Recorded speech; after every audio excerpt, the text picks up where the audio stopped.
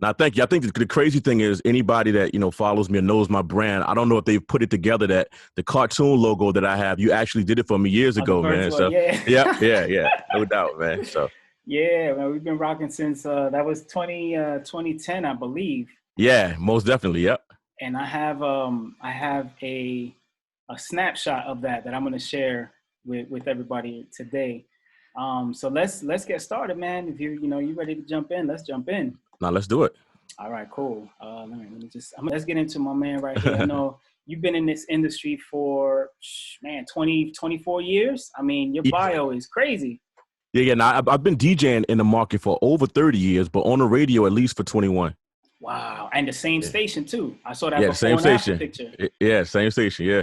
So, I mean, I can't imagine how much change you've seen in the music industry from when you first started to right now. But let me ask you this question. Okay. For a DJ or for an MC, how important is it for them to embrace this change? And I'm not talking about coronavirus. I'm talking about just in general, just the music has changed, the industry has changed, the way you sell records has changed. How important is it to embrace that? I think it's very important.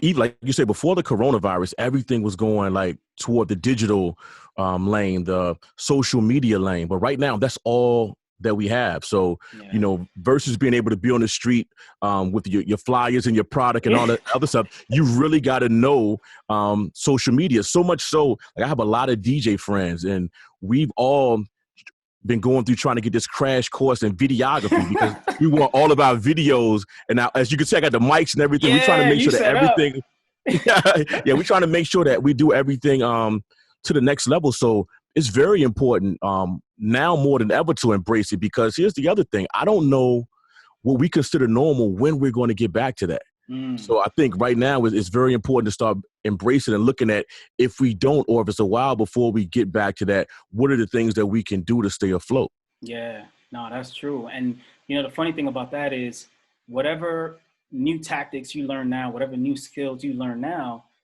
once this thing all blows over, that might be another potential revenue stream for you now. You have just Most created another way to potentially bring in some income for yourself from home. Most definitely. Yeah. And this is the other thing is this is all, uncharted ground, man. Yeah.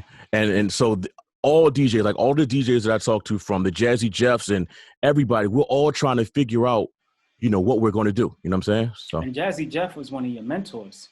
yes, I mean, mentors like my brother, we talk a lot, but the beauty of my relationship with Jazzy Jeff is, one would think that we talk about music and scratch techniques. We talk about life. So he's like a male mentor, just talking about fatherhood, marriage, and things of that nature. Things deeper than the music side of Yeah, things. So of course, yeah, of course. I mean, at the end of the day, you think about the relationships you have with, whether it's business or personal. It yeah. really is about the relationship. That's what it's all about at the end of the day. Um how's he doing? I mean, I know he just made that announcement.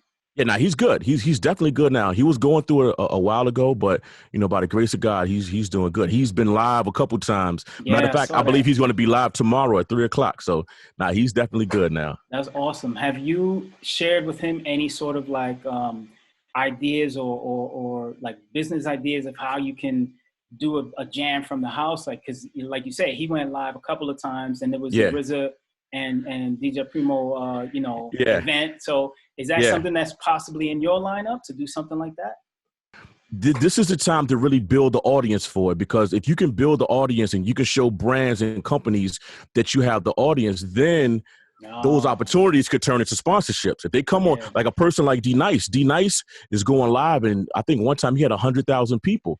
Right now, in a world where people aren't in their cars listening to radio at 5 o'clock because they're on their way home, it's like, how do we touch the people? So a person like D Nice that has proven that he has that following, a company can go directly to him and, hey, D Nice, can you wear my sweatshirt, or Hmm. can you drink my wine or my liquor during your live broadcast? So that Michelle same. Obama reached out to him. Exactly, yeah.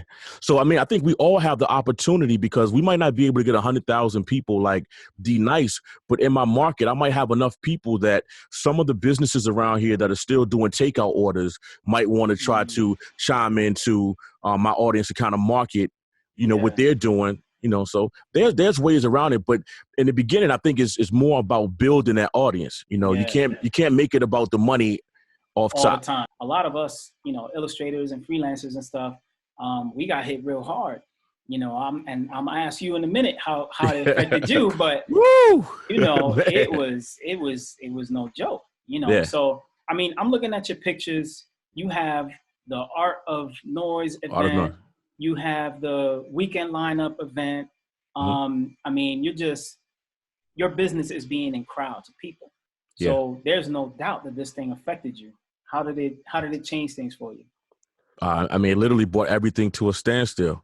You know, I can honestly say life before Corona was something that I had probably always dreamed of. I never in a million years thought that I would get to that point in my life that I could do something that I love and make that much money doing it. You know what I'm saying? So much so I shared it with my mom, shared it to my kids and friends as inspiration. Like, and then just like that, you know, have it all just, you know, taken away from you. So at this point, there is no money, you know, coming in from nowhere. Wow. Yeah, nowhere right now.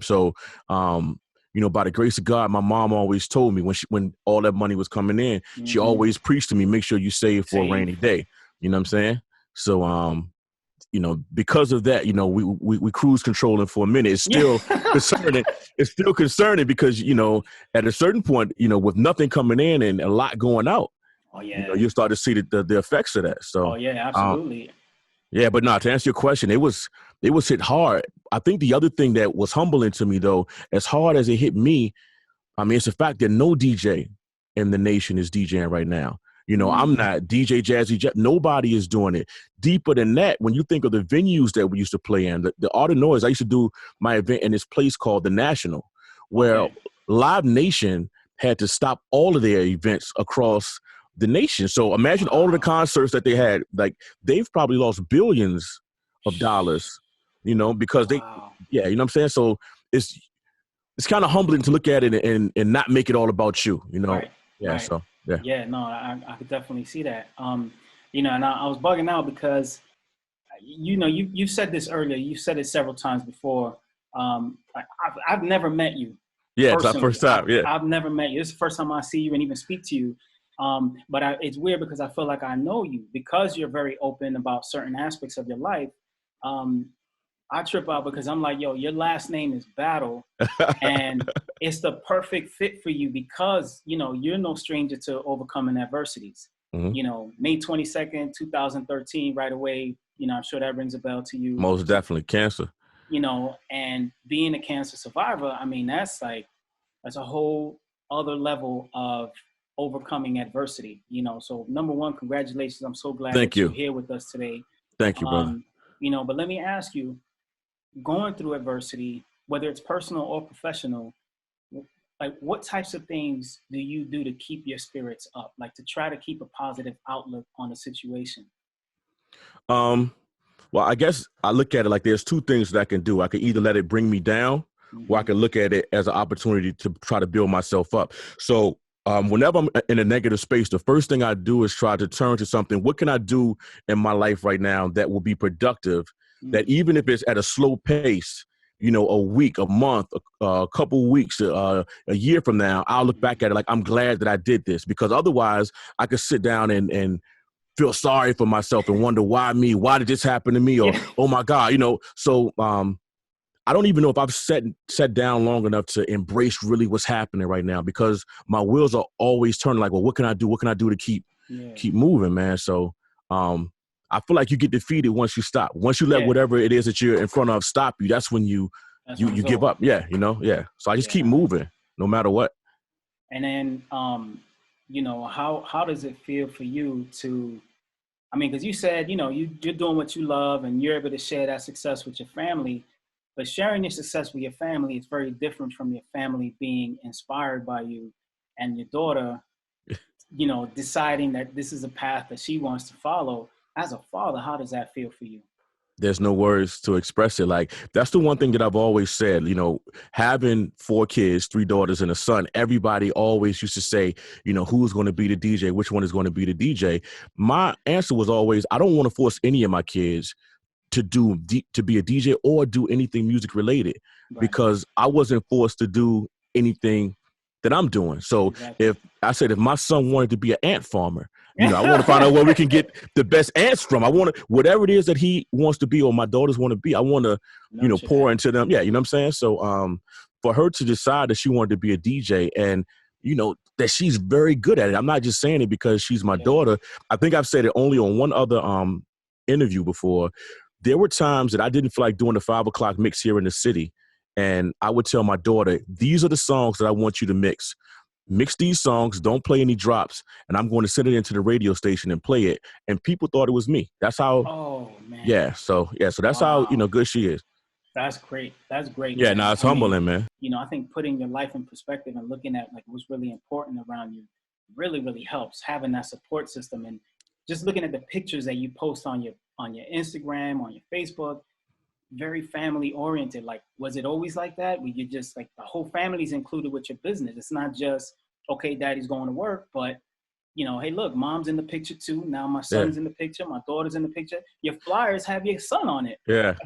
You know what it was? For the longest, again, being in hip hop and being a fan of hip hop and in the industry for as long as I have, I used to always look at rappers, and you never seen rappers glorify families that much. You know what I'm saying? Because, and I don't know if it was because of, if you post pictures of your wife, then your female fans might feel like whatever. So like now they don't have a chance. Exactly. So I think at a certain point for me, I've always done it, but after getting sick, my family was everything. I just wanted to really, be there and showcase it. And then I looked at social media. To me, is almost like a reality TV show. It's almost to the point where I use my social media for people to know who I am deeper than what I play on the radio. So when I go out in public, it really helps my brand because people feel like they're a part of my journey. So whether it's talking about cancer, whether it's, my daughter DJing, if you could only imagine how many people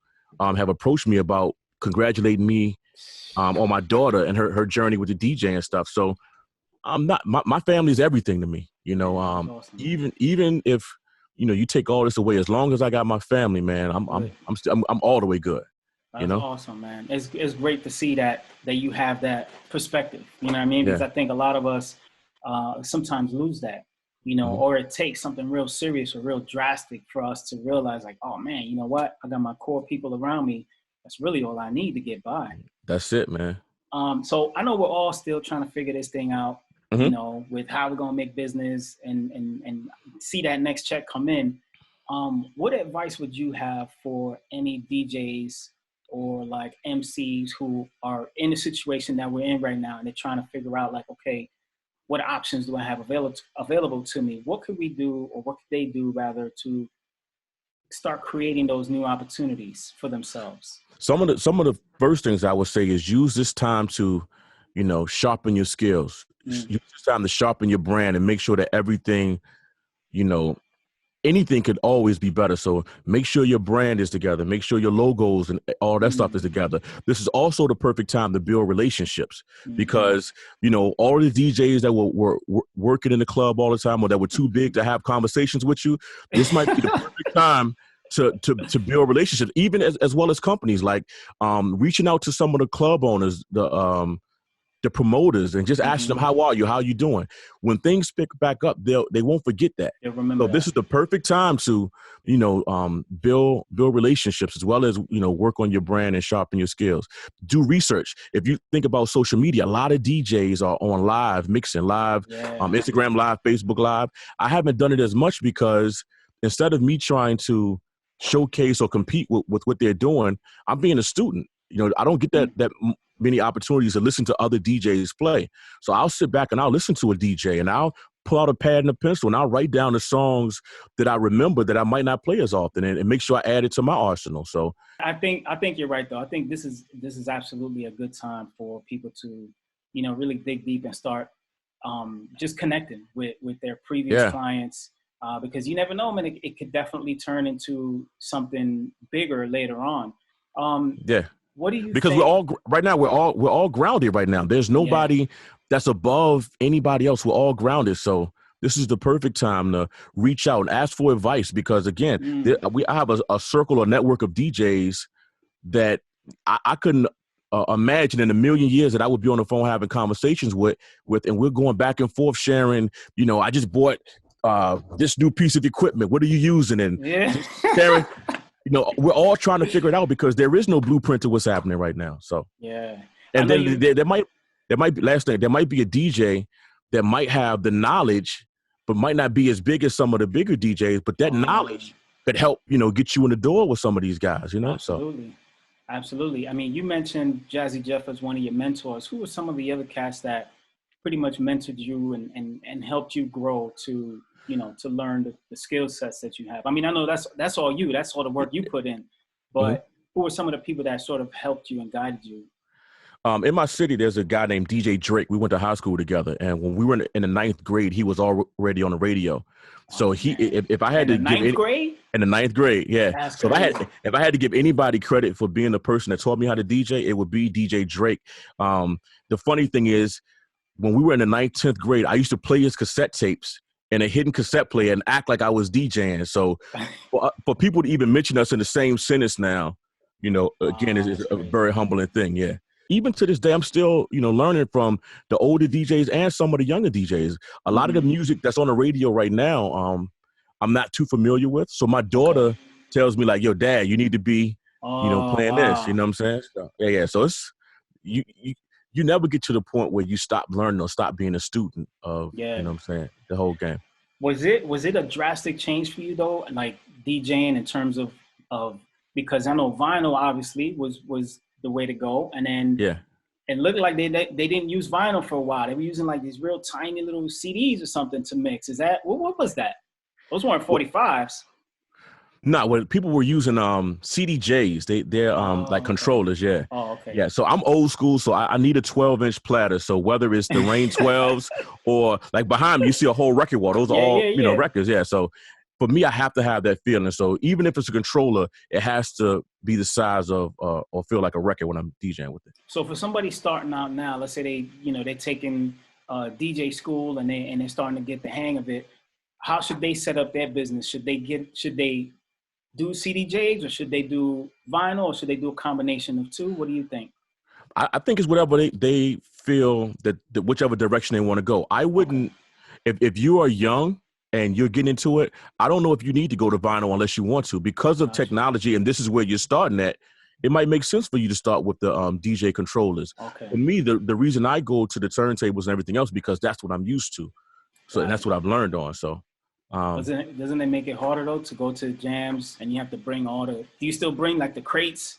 Nah, everything's still on the computer. Yeah, no way. No, I couldn't do that. Crazy. With big old speakers and all that. Yeah, man. I tore my cars up in the early stages of my DJ career, man. Yeah. So, let me just ask you, man, what's next for you, man? These next couple months, what are some of the like goals that you have for Lonnie B? One of the biggest things that I'm working on right now is launching my own internet radio station. It's something that I've always wanted to do it. And, I would probably say 5 or 10 years ago, if you say something about an internet radio station, some people might be like, oh, that's cute, cute little internet radio station. Fast forward now to 2020, we all consume music on our iPhones or on our computers. Nobody's going to Radio Shack to buy a boombox or stereos. So what that does is that I get to bypass needing an antenna in my city. Every radio station across the nation is telling you to download their mobile app, listen to us on the phone or on a computer. With that being said, I can start my own radio station and my signal is just as clear as any radio station in the nation. So now it's just about me building the right library that's going to cater to the audience that I'm trying to, curate to. Oh, that's awesome, man. Yeah. So didn't you have an app? I thought you had an app. Yeah, I still have it. I still have the Lonnie B app, and right now it's being rebuilt to incorporate my internet station in it. Already have the internet radio station studio. Everything is all built. So right now it's just the technical side of things. And I think that the thing that I really love about launching it is the ability to give a lot of the other DJs, younger DJs, the opportunity to experience the radio life. Now, as you may already know, because of COVID, radio is really taking a serious hit right now. And I don't know how possible it's going to be for an up-and-coming DJ to get on terrestrial radio right now. Mm. So Wow, yeah. that's crazy, man. How's your radio station doing? The one in Virginia, in Richmond. I mean, to be honest, is doing okay. I like when I say all radio stations, I think all radio stations Damn, they across the took a hit. nation taking a hit. So for me to sit here and say it's doing great or doing good wouldn't be the an honest answer. Wow. What Yeah. I'm just curious, do you think your daughter will be able to make that transition also to the internet, sort of like the internet radio as well? Yeah. Well, she's already on the station that I'm on now, but I want her to understand that with or without radio, you can build your brand. And in my opinion, more so with social media, Instagram and Facebook, more people spend more time on Facebook and Instagram than they do sitting in front of a radio. So if you're doing something that's interesting or that's capturing their attention, whether that's with your graphics or the way your pictures or the mixes that you're doing, you can, build your audience from that. Yeah. And you have control over that. On radio, if you did the 5 o'clock mix, the only time that you can interact with your crowd would be at 5 o'clock. But with social media, you could wake up at 1 o'clock in the morning and say, you know what, I want to do the slow jams, Yeah. And people who are up will tune in to you and appreciate you for that, You sound very, very business savvy. Now, is that something that you learned in school, or is that something that just through experience, or a combination of both? Because I know for me as an artist, learning the business of art was not really something that was taught to us in college. That was taught to you just through grinding and making mistakes, getting clients, that type of stuff. So is it the same with the music industry, or there are like courses on it?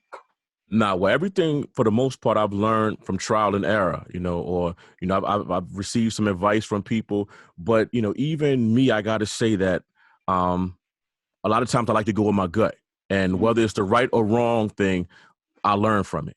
I never, sometimes if I think I want to do this and you tell me not to, I'd rather win or lose going with my gut versus, Yeah. So, but a lot of it, again, doing it for 30 years, it's a lot of trial and error that 30 got me to years, this that's point. crazy, Yeah. man. Yeah, Wow, that's man. a blessing. That is a Man, blessing, truly. I just wanted to say, how do you think, or do you feel like this COVID situation forced you to step out of your comfort zones at any point?